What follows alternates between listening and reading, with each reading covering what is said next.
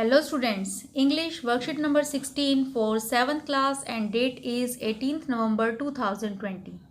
This worksheet is related to your poem The Rebel. आपकी जो book है honeycomb book की आपकी पोएम है the rebel written by DJ एंड्राइट।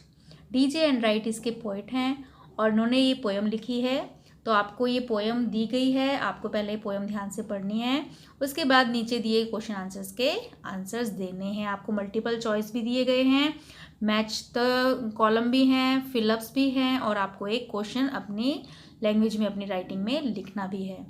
तो चलिए चलते हैं अपने वर्कशीट की तरफ। Think of a person who always disagrees with you and your friends or like to do the opposite of what everyone thinks they should do. तो कभी कभी आपने देखा होगा कुछ लोग ऐसे होते हैं, वो हमेशा आपसे और आपके मित्रों से डिसएग्री होते हैं, असहमत होते हैं। जो भी आप उनसे चाहते हो कि वो ऐसा करें, कि उनको ऐसा करना चाहिए, वो हमेशा उसका ही अपोजिट करते हैं। आपकी क्लास में भी कुछ बच्चे ऐसे होते होंगे, जब मैम पढ़ा रही होती हैं तो बच्चे शोर मचा रहे होते हैं, और जब मैम कहती है कि अब मैंने आपको चैप्टर पढ़ा दिया, अब कुछ बोलो, तो वो बच्चे बिल्कुल चुप हो जाते हैं, बोलते नहीं हैं। तो आपकी क्लासेस में भी इस टाइप के रिबेल्स मिल सकते हैं। तो यहाँ पर हम बात करते हैं रिबेल। रिबेल कौन होता है? रिबेल एक ऐसा पर्सन होता है जो हमेशा अपोजिट वर्क करता है। जो भी समाज के जो नियम कानून होते हैं, जो भी रूल्स एंड रेगुलेशंस हैं, जो उनको एक्सपेक्ट किया जाता है कि उन्हें ऐसा करना चाहिए, जो मोरल ड्यूटीज़ हैं उनकी, वो हमेशा उनके अपोजिट चलते हैं। जिस काम को उन्हें कहा जाए आपको ये करना है, आप वो उनसे अपोजिट काम करते हैं, उनके विपरीत कार्य करते हैं, तो उसको हम रिबेल कहते हैं। Think of a word to describe such a person. तो उस पर्सन के लिए हमने क्या वर्ड यूज़ किया? अभी मैंने आपको बताया, rebel, REBEL, rebel. Think of some of the things such a person generally does. आप कुछ ऐसी बातें भी सोच सकते हो कि ऐसे लोग क्या करते हैं जनरली, सामान्य तौर पर। Now read the poem give below composed by DJ Enright and answers the questions given below. तो आपको यहाँ पर DJ एंड्राइट ने जो पोएम कंपोज की है, जो पोएम लिखी है, वो पढ़नी है और उसके बाद नीचे दिए गए क्वेश्चंस के आंसर्स देने हैं। तो मैंने आपको बताया आपकी पोएम है द रिबेल। आप अपनी बुक में से भी इसको पढ़ सकते हैं। तो देखते हैं पोएम में क्या है। When everybody has short hairs, the rebel lets her hair grow long. जब सभी लोग अपने छोटे हेयर्स रखते हैं, कटिंग करवाते हैं अपने हेयर्स की, तो जो रिबेल होते हैं, जो विद्रोही होते हैं, जो हमेशा अपोजिट वर्क करते हैं, ऐसे लोग क्या करते हैं? अपने बालों को ग्रो करते हैं, लंबा रखते हैं उनको। When everybody has long hair, the rebel cuts his hair short. और जब सभी लोग अपने बालों को लंबा रखते हैं तो वो अपने बालों को कट करा लेते हैं। मतलब कि उन्हें अपोजिट ही करना है, जैसा दूसरे लोग काम कर रहे हैं वो वैसा बिल्कुल नहीं करते हैं। कहने का मतलब ये है, उनको हमेशा अपोजिट वर्क करना होता है, विपरीत कार्य करना होता है। When everybody talks during the lesson, the rebel does not say a word. जब सभी लोग उनको चैप्टर पढ़ाया जा रहा है, कोई लेसन हम कोई पढ़ रहे हैं और उसके बीच में सभी लोग जो हैं डिस्कशन कर रहे हैं, चैप्टर से रिलेटेड बात कर रहे हैं, तो रिबेल क्या करता है? वो एक भी वर्ड नहीं कहता है, वो बिल्कुल चुप बैठा रहता है। When nobody talks during the lesson, और जब सभी चुपचाप अपने चैप्टर को, लेसन को सुन रहे होते हैं, तो रिबेल क्या करता है? The rebel creates a disturbance. वो वहाँ पर डिस्टर्बेंस क्रिएट करता है, वो दूसरों को परेशान करता है, डिस्टर्ब करता है बोल बोल कर। When everybody wears a uniform, जब सभी लोग अपनी यूनिफॉर्म्स पहनते हैं, तो रिबेल क्या करता है? Dress is a fantastic cloth. वो अपने कैजुअल जो उसकी जो फैंटास्टिक बहुत सुंदर उसकी ड्रेस होती है, वो उस ड्रेस को पहनता है यूनिफॉर्म को पहनने की बजाय।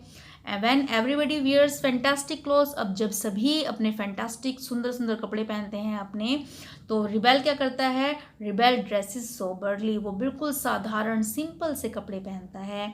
तो इस तरीके से हमने आपको बताया रिबेल कौन होते हैं। रिबेल ऐसे व्यक्ति होते हैं जो हमेशा दूसरों के अपोजिट काम करते हैं, दूसरों से विपरीत काम करते हैं। तो यहाँ पर आपको क्वेश्चन दिए गए हैं। तो पहला क्वेश्चन है आपका, What does a rebel do when everybody has long hair? जब सभी लोग अपने बाल लंबे रखते हैं तो रिबेल क्या करता है? क्या करता है? Cuts his hair, dresses fantastic clothes या talks during the lesson? तो कौन सा ऑप्शन आपका ठीक है? आपका राइट ऑप्शन है cuts his hair। तो ये आपका राइट ऑप्शन है, cuts his hair। Next is when does the rebel create a disturbance. अब जो रिबेल हैं जो होते हैं वो डिस्टर्बेंस कब क्रिएट करते हैं, कब वो दूसरों को परेशान करते हैं, डिस्टर्ब करते हैं। तो आपका राइट आंसर होगा when everybody talks, when everybody wears fantastic clothes या व्हेन नोबडी टॉक्स। तो आपका राइट आंसर है व्हेन नोबडी टॉक्स। जब कोई भी नहीं बात कर रहा होता है तो रिबेल क्या करते हैं, वो बोल बोल कर दूसरों को परेशान करते हैं। The rebel does not say a word when everybody talks during the lesson। तो आपका राइट आंसर है everybody। जब सभी लोग लेसन के दौरान बोल रहे होते हैं तो रिबेल बिल्कुल चुप रहते हैं। अब क्वेश्चन नंबर 4 में आपको क्या करना है, match the opposite of the following words. यहाँ पर आपको कुछ वर्ड्स दिए गए हैं, आपको उनके अपोजिट वर्ड्स यहाँ पर दिए गए हैं, तो आपको इसका जो राइट ऑप्शन है उससे मैच करना है। जैसे शॉर्ट का अपोजिट वर्ड होता है लॉन्ग, एवरीबडी का अपोजिट वर्ड होता है नोबडी, ग्रो का अपोजिट होता है कट, ग्रो मतलब बढ़ाना, कट मीन्स काट देना। रिबेल का अपोजिट होता है ओबीडिएंट, रिबेल मतलब दूसरों का कहना न मानने वाले, अनाज्ञाकारी, जो किसी की आज्ञा का पालन नहीं करते हैं उसको हम कहते हैं रिबेल। और जो आज्ञाकारी होते हैं, जो दूसरों का कहना मानते हैं, उसको हम कहते हैं ओबीडिएंट। डिस्टर्बेंस का अपोजिट हो जाएगा आपका पीस, शांति, उपद्रव मचाना, परेशान करना दूसरों को, उसको हम कहते हैं डिस्टर्बेंस। और पीस का मतलब होता है शांति। Next question is B part में आपको क्या दिया गया है, you must have done something like a rebel, write any two such things. Suppose करो आप भी कुछ रिबेल की तरह करना चाहते हो, मतलब कि जैसे कि रिबेल जो है वो अपोजिट काम करना चाहते हैं, करते हैं हमेशा, तो कोई ऐसे 2 काम आपको बताने हैं जो आप भी एक रिबेल होकर करना चाहते हो। दैट मीन्स जब बाकी लोग जिस काम को कर रहे होते हैं आप उसके अपोजिट काम करना चाहते हो। आपको ऐसे कोई 2 काम, 2 चीज़ें आपको यहाँ पर लिखनी है। तो मैंने अपनी तरफ से लिखे हैं, यहाँ पर आप अपनी तरफ से कोई भी लिख सकते हो सेंटेंसेस। तो मैंने सेंटेंस लिखा है I want to study when others play. मैं पढ़ना चाहती हूँ, मैं स्टडी करना चाहती हूँ जब बाकी सब बच्चे, जो बाकी जो दूसरे लोग हैं जब खेल रहे होते हैं, तो मैं चाहती हूँ कि मैं पढ़ लूँ। And I would enjoy playing when others want to stay at home. और जब मैं ये देखती हूँ कि सभी जो लोग हैं वो अपने घर में छुपे बैठे हैं, घर में रुके हुए हैं, स्टे हैं, घर में रह रहे हैं, तो मेरा मन करता है मैं बाहर जाकर प्लेइंग को एंजॉय करूँ, मैं खेलूँ, एंजॉय करूँ। तो ये मैं 2 चीज़ें एज अ रिबेल करना चाहती हूँ। तो यहाँ पर आपको जो अच्छा लगे आप वो लिख सकते हैं। तो ये थी आपकी आज की पोएम द रिबेल। आज की वर्कशीट थी, आपको अच्छे से आई होप समझ में आ गई है।